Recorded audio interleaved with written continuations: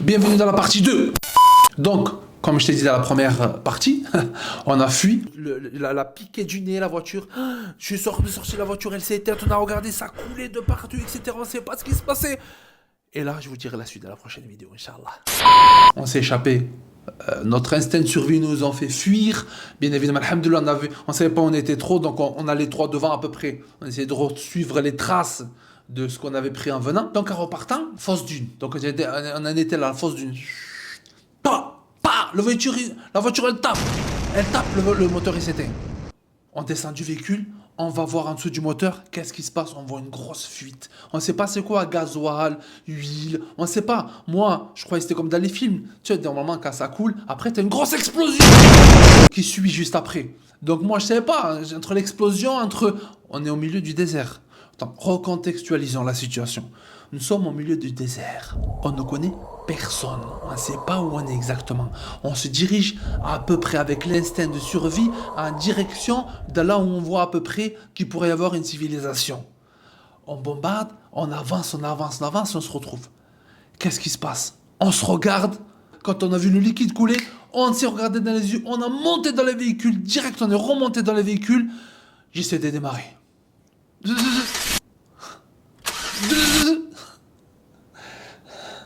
Elle démarre. Alors quand elle démarre, je peux te dire que ni une ni deux. Montez! Ils sont tous montés dans la voiture. On a accéléré, j'ai accéléré.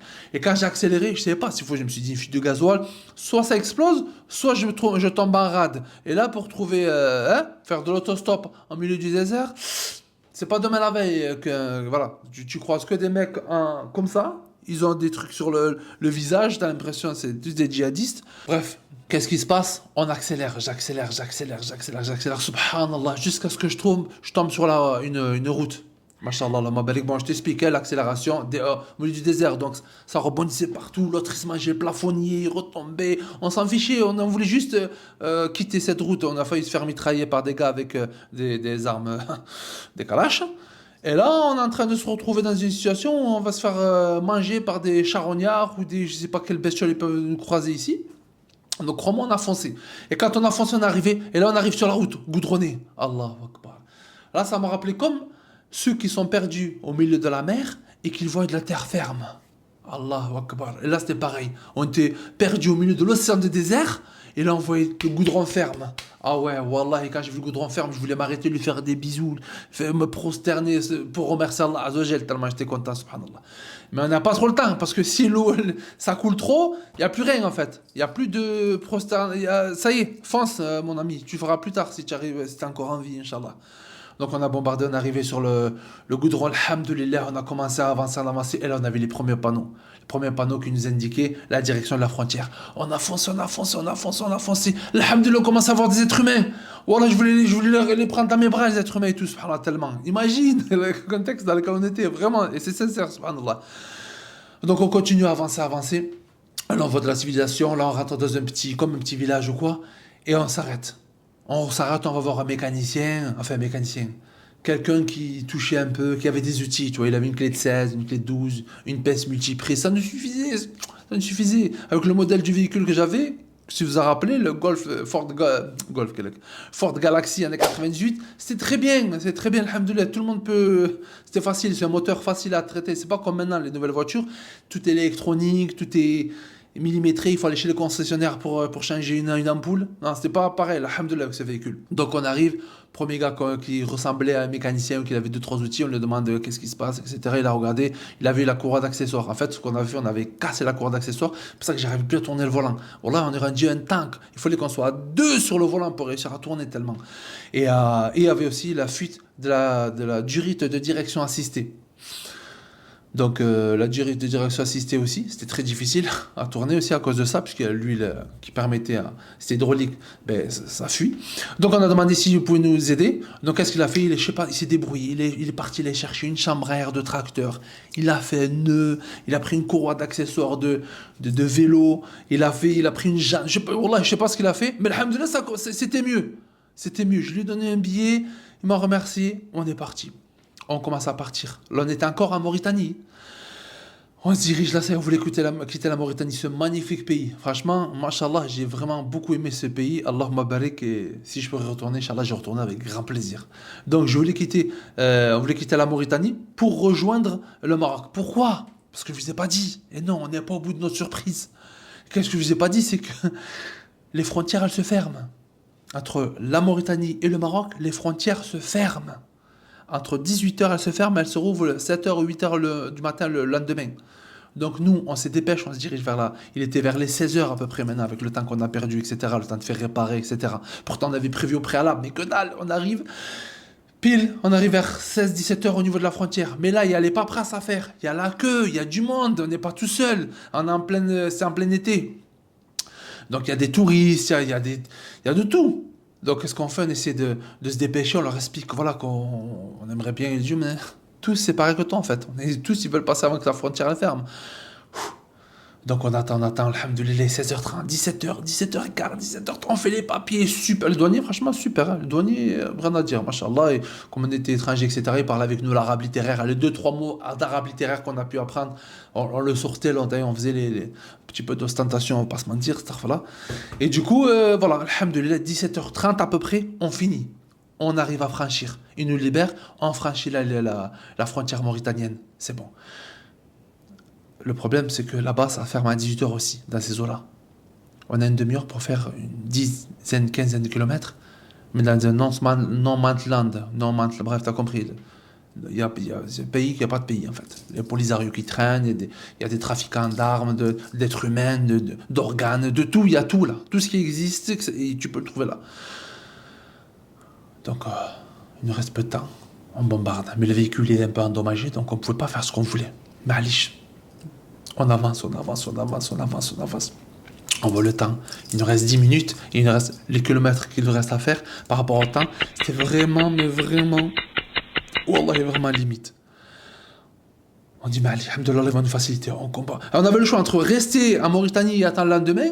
Mais on ne voulait plus rester à Mauritanie, parce que, voilà, on va pas se mentir, on voulait partir, ça y est, essayer d'arriver et gagner du temps. Parce que une nuit entière, on voulait finir... moi, je devais aller jusqu'à Tanger à la fin. Je devais passer par Marrakech, par Casa et tout, déposer les frères qui étaient avec moi. On commence à être épuisé. Financièrement, on est épuisé aussi, il n'y a plus d'oseille. On avait tout juste ce qu'il fallait pour un jour et demi, allez, maximum 2 jours. Donc, si on aurait passé la nuit encore plus en Mauritanie, ça aurait retardé tout ça, ça aurait pas été bon dans le programme. Donc on a avancé, on arrive, on est content, alhamdoulilah, ça y est, on a commencé à avancer, on avance, et là on voit la frontière au fond, on voit la frontière marocaine, alhamdoulilah, on arrive. Donc on est en train d'arriver, il est en train de fermer la barrière de la frontière. On arrive, on dit, s'il vous plaît, non parce que comme il y a des loups, en fait il y a des gens et tout dangereux ici, ça te dérange pas, on passe. Il dit non, l'heure c'est l'heure. Si je laisse à toi, il faut que je laisse à l'autre. Si je laisse à l'autre, il faut que je laisse à l'autre. On ne fermera jamais la frontière. Au début, je lui en voulais. Je ne vais pas te mentir. Je dis la hawla wa la quwwata illa billah. Après, on a compris. Enfin, du coup, on s'est résigné plutôt. On s'est plutôt résigné plutôt qu'on a compris. On n'a pas le choix. Et en fait, on aurait lâché un billet. Je pense qu'il nous aurait passé. Non, on va pas. Je suis marocain. C'est pas. Je suis en train de dire ouais, le Maroc a été corruption. Non. C'est une des réalités. On aurait lâché un billet, il nous aurait passé, mais j'ai plus de billets.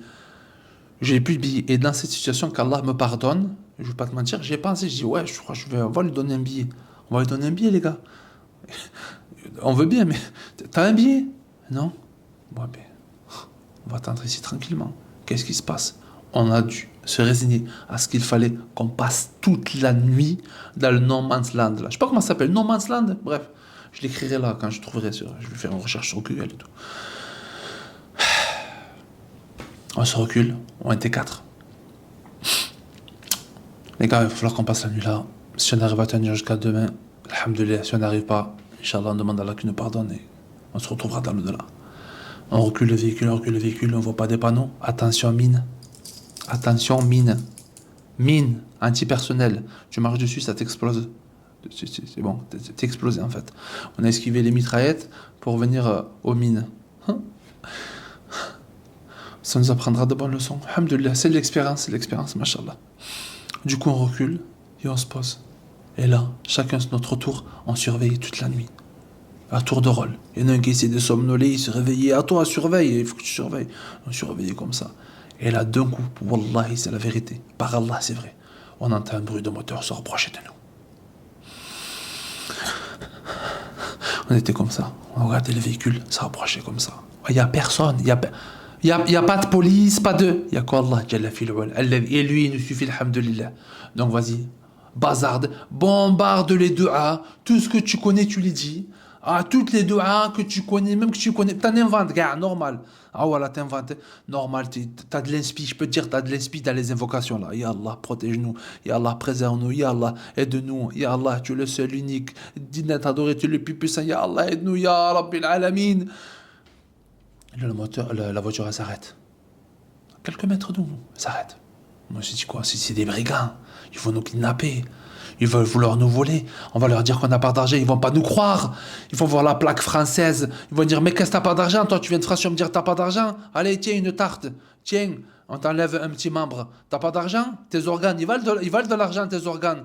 Hein? T'es en bonne santé? Non, je suis pas en bonne santé. Je suis nul. Je suis gros. Je suis gras. Je suis tout. Ils vont tout me prendre. Du coup, ils se rapprochent, la voiture. Les phares s'éteignent. Les phares, ils éteignent les phares. On regarde doucement, tranquillement. Les portes s'ouvrent. Les portes. C'était une Mercedes. C'est les anciens Mercedes un peu. Et on referme la porte. Clac. On voyait mal, c'est la pénombre. Avec la lumière de la lune, on voyait, subhanallah, qui nous éclairait. Et on regardait doucement, comme ça, tranquillement. Alors, qu'est-ce qu'on fait? On descend de la voiture, on part en courant, parce que c'est les mecs qui viennent. Mais si on marche sur une mine, on explose, on bouillit. On reste dans la voiture, c'est les mecs qui viennent, Kalash, ils nous prennent, ils nous séquestrent. Que faire là? Que faire? Donc on était en train de nous réfugier auprès d'Allah. Nous étions en train de nous réfugier auprès d'Allah, Jalla fil ula, à travers les invocations. Et on attendait voir ce que notre destin nous réserve. Quelque part, on n'a pas d'autre choix. Et la porte se ferme. Et là, on voit deux hommes sortir. Ils commencent à discuter. Nous disent ça, ils sont en train de réserver leur plan. Ils sont en train d'organiser leur plan. Vas-y, toi, tu passes par là. S'il y en a un, il robe. Balayette, coup de tête, manchette. Et là, d'un coup, les portes se ferment. Et le véhicule repart. Soulagé, alhamdulillah. On n'a paniqué pour rien, on est des peureux. On a paniqué pour rien. Pourquoi on a eu cette peur, etc. Ensuite, on entend encore quelqu'un tousser. En fait, le véhicule est parti, il a laissé une personne sur place. On a dit, ça y est, cette fois, on est cuit. Donc on surveillait et on voit un gars, il était là. Il s'est assis. Il a déplié un sac de couchage comme ça. Normal, au milieu du Sahara, no man's land, il déplie son sac de couchage, il se cale dedans. Il commence pas à s'endormir, à s'allonger du moins. Wallah, il s'allonge. Je dis, c'est pas normal. C'est pas une personne. Ça, c'est un djinn. C'est bon, c'est un djinn. Ils nous ont lâché un djinn. C'est des sorciers. Ils nous ont lâché un djinn. Ils veulent le horob. Ça y est, ils vont nous laisser avec le djinn. Le djinn va nous faire des trucs bizarres. Et non. Ils sont endormis tranquillement. Et là, on était notre surveillance optimale. Alerte écarlate enclenchée. On était là comme ça sur le qui-vive. Rien qu'on regardait à droite, à gauche, en haut, en bas, à droite, sur le côté, partout. Jusqu'à ce que le soleil commence à se lever. L'heure de la prière. Alhamdulillah, de la prière, on a prié dans la voiture.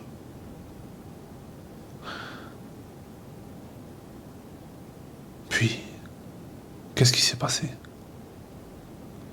Le soleil s'est levé.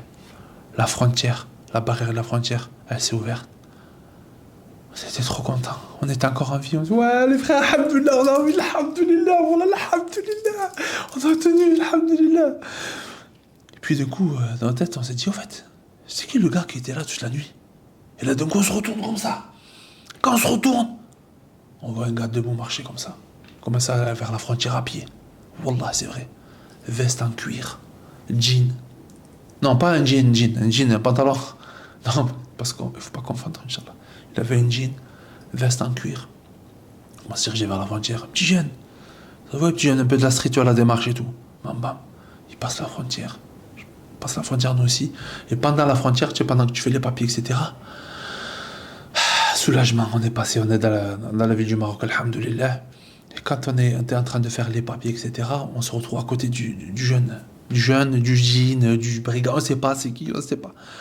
Donc je commence à essayer de parler avec lui, c'est moi qu'on frère baisse. C'est moi comme ça va frérot, ça va frérot. Il parle français. Ça va frérot. Je dis qu'est-ce que tu.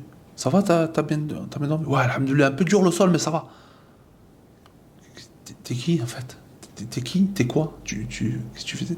Je dis non, moi, tranquille, je descends des voitures, je descends des véhicules de Paname, t'as vu? Je descends des véhicules de Paname, bam, je le sors du Maroc, la carte grise, elle est sortie je la sors du Maroc sur la carte grise, je l'habille, je la vends à un gars à la Mauritanie, il vient me l'achète, tu repars. Ah, c'est un businessman en fait. Lui, ce qu'il faisait, il a acheté un véhicule au Maroc, en France, il a descendu jusqu'en bas, il a sorti. Comme ça, il n'a pas besoin de faire dédouanement, etc. Puisqu'elle sort du Maroc. Il la rentre sur la carte grise, sur le passeport, on te le met, comme quoi tu rentres avec un véhicule. Et tant que tu n'es pas sorti du véhicule, tu dois la sortir le véhicule absolument avant 3 mois ou avant 6 mois.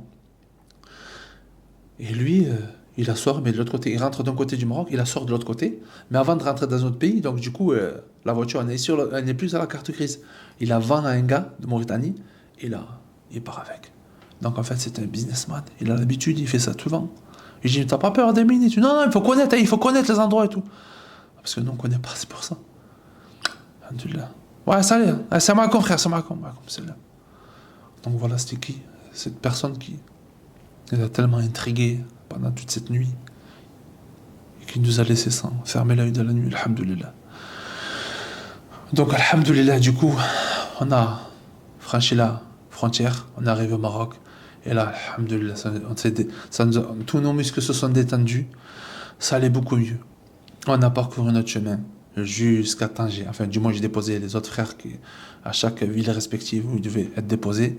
Il y en avait un à Guelmim, il y en avait un à Marrakech, un à Agadir, un à Casa. Et moi, direction Tanger. Alhamdoulilah, je suis arrivé à bonne et due forme. Je suis arrivé chez ma belle famille. Ils m'attendaient avec une espèce de poulet rôti. Le poulet rôti, je l'ai violenté, je l'ai fracassé, m'skin, le poulet rôti. Alhamdoulilah, j'avais très très faim, très très soif.